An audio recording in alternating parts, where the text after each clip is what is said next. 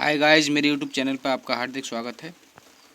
Video को start करने से पहले लाइक, शेयर और सब्सक्राइब कर दें ताकि और भी इस वीडियो का फ़ायदा उठा सकें, क्योंकि इस तरीके का line to line, word to word explanation आपको कहीं नहीं मिलेगा इतने अच्छे से।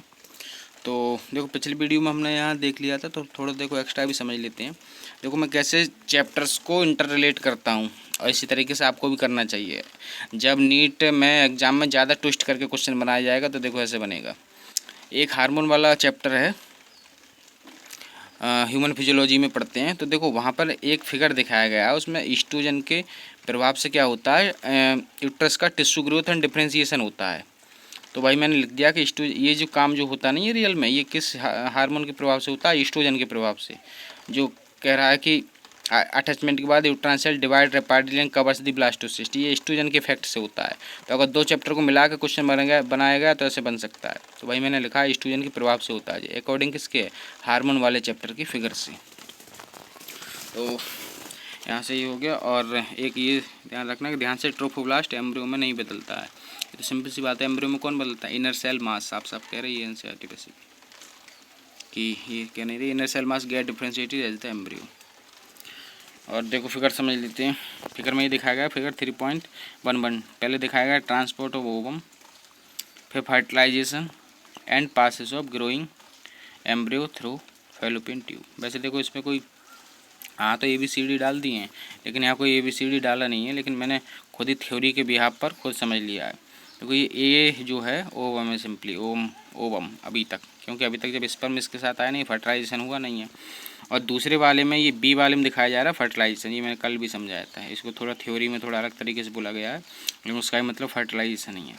उसके बाद पूरी स्टेज को इन्होंने इस बात में ले लिया कि passes of growing embryo through fallopian tube, मतलब बाकी के सभी ग्रोइंग एम्ब्रियो।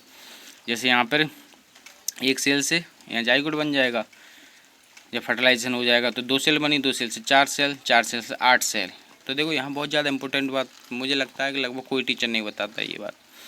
थ्योरी में जो लिखा हुआ है वो मोरोला स्टेज को क्या बोला गया, द एम्ब्रियो विद 8 to 16, ये लिखा है 16 ब्लास्टोमियर इज कॉल्ड मोरोला, ये लिखा है थ्योरी में। और देखो यहाँ देखना, मोरोला स्टेज में 8 सेल स्टेज दिखाई गई हैं, वही मैंने लिखा है। बट अकॉर्डिंग फिगर कितना, 8 सेल स्टेज है जी। और ये कितना, 8 to 16 सेल स्टेज पूछा जाए तो ये थ्योरी के अकॉर्डिंग है। और देखो यहाँ पर साफ साफ ये 16 सेल स्टेज ये दिखाया गया है। तो अब बात आती है कि क्या आंसर दें, मोरोला को क्या बताएं, 8 सेल स्टेज या 8 to 16 सेल स्टेज। तो थ्योरी को फर्स्ट प्रायोरिटी देते हैं, कुछ नहीं बोला जाता। तो ऑप्शन में ना हो तो बोल देना या 8 सेल स्टेज को मोरोला बोलते हैं, फिगर के अकॉर्डिंग बोल देना। फिर वरना थ्योरी के अकॉर्डिंग बोलेंगे कि 8 से 16 सेल स्टेज को क्या बोलते हैं, मोरोला, 8 to 16 सेल स्टेज को। अब देखो और एक चीज़ समझ लिए, क्वेश्चन ये पूछा जाता है कि इसमें से कौन सी structure just enter the uterus, uterus को जस्ट एंटर करती है। तो इसमें से स्ट्रक्चर नंबर F करती है। देखो ABCDEF, F तक ये देखो यहाँ पर है, ये यूट्रस है ना, यहीं से स्टार्ट। तो F से ये जस्ट इसमें एंटर कर गई है।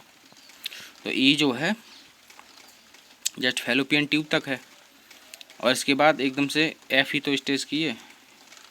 तो और ये F स्टेज कितनी सेल स्टेज, 16 सेल स्टेज, इसलिए फिगर के अकॉर्डिंग मोरोला को हमें 8 सेल स्टेज ही बोलना पड़ेगा। तो इसके बाद क्या होती है, ब्लास्टोसिस्ट क्या होती है, ये वाली जो जी स्ट्रक्चर है। और देखो यहाँ भी बहुत इंपॉर्टेंट बात है, कल मैंने बताया था, इसको ब्लास्टोसिस्ट स्टेज ही को बोलते हैं कि इम्प्लांट हो गया है, उस स्टेज को H बोल दिया है। जो देखो स्ट्रक्चर सेम ही है, लेकिन जब वो ये स्ट्रक्चर जब इम्प्लांट हो गई है तो इसी स्ट्रक्चर को बोल दिया, H बोल दिया है। पूछा जाए इसमें कौन सी इम्प्लांट करे तो दिख भी रहा है H बोल दिया है, S वाली स्ट्रक्चर। वैसे तो स्ट्रक्चर सेम ही है, तभी तो जूम व्यू में अलग से नहीं दिखाया गया है। तो जूम व्यू सब ये है ना, तो इसमें से देखो अलग से G और H अलग से कहाँ दिखाया है, G के बाद H भी तो अलग से दिखाना चाहिए था ना, लेकिन कहाँ दिखाया, G तक ही दिखाया, ABCDEFG। तो ये रियल में ये स्ट्रक्चर है, बस H जब ये इम्प्लांट हो गई तो इसको H बोल दिया है। इम्प्लांटेशन से जस्ट पहले G स्टेज है, क्योंकि यहीं तो ये देखो दो स्टेज में बटी हुई है ना, डिवाइड इनटू 2 रीजन, ट्रोफोब्लास्ट और इनर सेल मास। उसके बाद ही तो जो इम्प्लांट होती है, ये फिगर इम्प्लांट होता है, ध्यान से।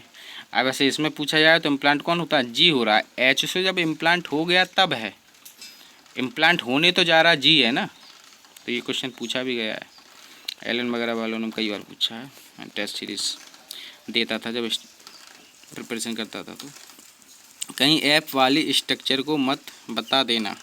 क्या नहीं बता देना? ये ब्लास्ट कर देने वाली थैली जुड़ा करती है, मैंने याद के लिए किया है। ब्लास्टोसिस्ट, सिस्टमाइन थैली होता है, ब्लास्ट मतलब ब्लास्ट करने वाली, तो ऐसे ही बना लिया है कि ब्लास्ट करने वाली थैली जुड़ा करती है। एंड कुछ सेल दिखाई हैं अंदर ध्यान से, ऐसे करके आप फिगर को पहचान लोगे आपकी इन सब फिगर में कौन सी स्ट्रक्चर जो है इम्प्लांट करती है। कहीं ऐप स्ट्रक्चर को मत बता देना, ऐप वाली को मत बता देना, क्योंकि इनर सेल मास एंड ट्रायोफ्लास्ट अलग अलग डिस्टिंग्विश इसी में दिखाएंगे, कौन सी? जी में ही दिखाएंगी। मतलब इम्प्लांट जब ही तो होगा जब इन दोनों में, जब ये दो लेयर में डिवाइड हो गया, इनर सेल मास में और ट्रोफोब्लास्ट में। वो मेरा कहने का मतलब है, आप स्ट्रक्चर को भी पहचान लोगे अच्छे से, इसलिए बता दिया। ये अलग से थोड़ा ध्यान रख लेना, मैंने उससे यहाँ नोट कर लिया है। रेप्टाइल्स को क्या बोलते हैं? True terrestrial animals. वैसे ये 11th NCERT में आता है, ध्यान रख लेना इसको, कोई पूछा जा सकता है। बाकी बहुत बहुत धन्यवाद।